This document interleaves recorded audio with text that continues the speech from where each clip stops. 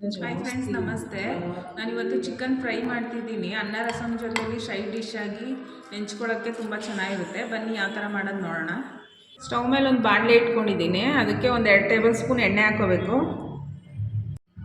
ಎಣ್ಣೆ ಸ್ವಲ್ಪ ಬಿಸಿ ಆದಮೇಲೆ ಒಂದು ಮೀಡಿಯಮ್ ಸೈಜ್ 2 ಈರುಳ್ಳಿ ಕಟ್ ಮಾಡಿ ಇಟ್ಕೊಂಡಿದ್ದೀನಿ. ಈ ಥರ ಉಬ್ಬುದಕ್ಕೆ ಹಾಕೋಬೇಕು. ಈರುಳ್ಳಿ ಜೊತೆಗೆ ಸ್ವಲ್ಪ ಕರ್ಬೇವಿನ ಸೊಪ್ಪು ಹಾಕೋಬೇಕು.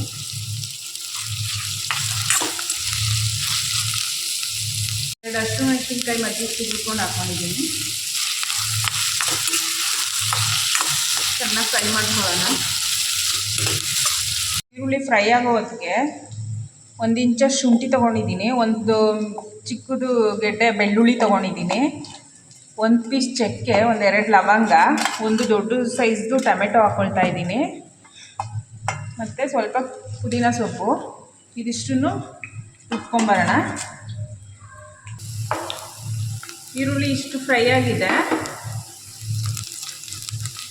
ಇಷ್ಟು ಫ್ರೈ ಆದರೆ ಸಾಕು. ಈ ಟೈಮಲ್ಲಿ ಟೊಮೆಟೊ, ಪುದೀನ, ಬೆಳ್ಳುಳ್ಳಿ, ಶುಂಠಿ ಎಲ್ಲ ಹಾಕ್ಕೊಂಡು ರುಬ್ಕೊಂಡಿರೋದನ್ನು ಸೇರಿಸ್ಕೋಬೇಕು. ಚೆನ್ನಾಗಿ ಮಿಕ್ಸ್ ಮಾಡ್ಕೋಬೇಕು. ಮಸಾಲ ಹಸಿದು ಹಾಕ್ಕೊಂಡಿರೋದ್ರಿಂದ ಚೆನ್ನಾಗಿ ಫ್ರೈ ಆಗಬೇಕು. ಒಂದು 5 ನಿಮಿಷ ಚೆನ್ನಾಗಿ ಫ್ರೈ ಮಾಡ್ಕೋಬೇಕು ಇದು ಮಸಾಲ.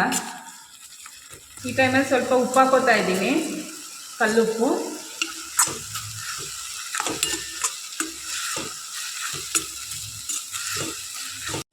ಮಸಾಲ ಚೆನ್ನಾಗಿ ಫ್ರೈ ಆಗೈತೆ.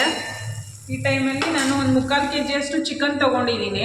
ಅದಕ್ಕೆ ಸೇರಿಸ್ಕೊತಾ ಇದ್ದೀನಿ. ಚೆನ್ನಾಗಿ ತೊಳ್ಕೊಂಡು ಇಟ್ಕೊಂಡಿದ್ದೆ. ಅದಕ್ಕೆ ಹಾಕ್ಕೊಂಡು ಚೆನ್ನಾಗಿ ಮಿಕ್ಸ್ ಮಾಡ್ಕೊಳ್ಳೋಣ.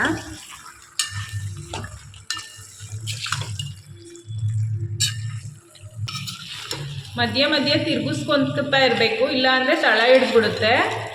ಇದಕ್ಕೆ ನೀರು ಮಿಕ್ಸ್ ಮಾಡ್ತಾ ಇಲ್ಲ, ಇದೇ ಚಿಕನ್ ನೀರಲ್ಲೇ ಬೇಯಬೇಕು. ಈ ಟೈಮಲ್ಲಿ ಸ್ವಲ್ಪ ಒಂದು ಅರ್ಧ ಸ್ಪೂನ್ ಅರಿಶಿನ ಪುಡಿ ಹಾಕ್ಕೋತಾ ಇದ್ದೀನಿ.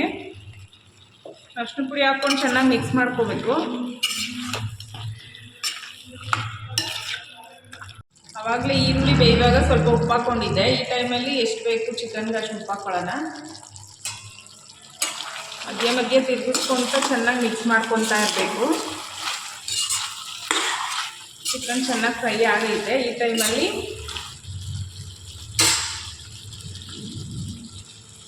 1 ಸ್ಪೂನ್ ಖಾರದ ಪುಡಿ, 1 ಸ್ಪೂನ್ ಆಗುವಷ್ಟು ಚಿಕನ್ ಮಸಾಲ, ಸ್ಪೂನ್ ಧನಿಯಾ ಪುಡಿ, ಪೌಡ್ರೆಲ್ಲ ಹಾಕ್ಕೊಂಡು ಚೆನ್ನಾಗಿ ಮಿಕ್ಸ್ ಮಾಡ್ಕೊಳ್ಳೋಣ.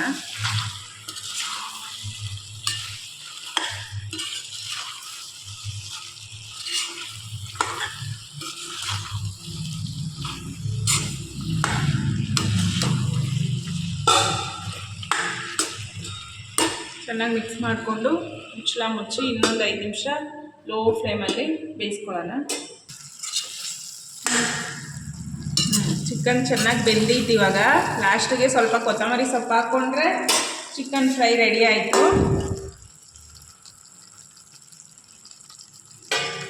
ಹಾಕ್ಕೊಂಡು ಒಂದ್ಸಲ ಚೆನ್ನಾಗಿ ಮಿಕ್ಸ್ ಮಾಡ್ಕೊಳ್ಳೋಣ.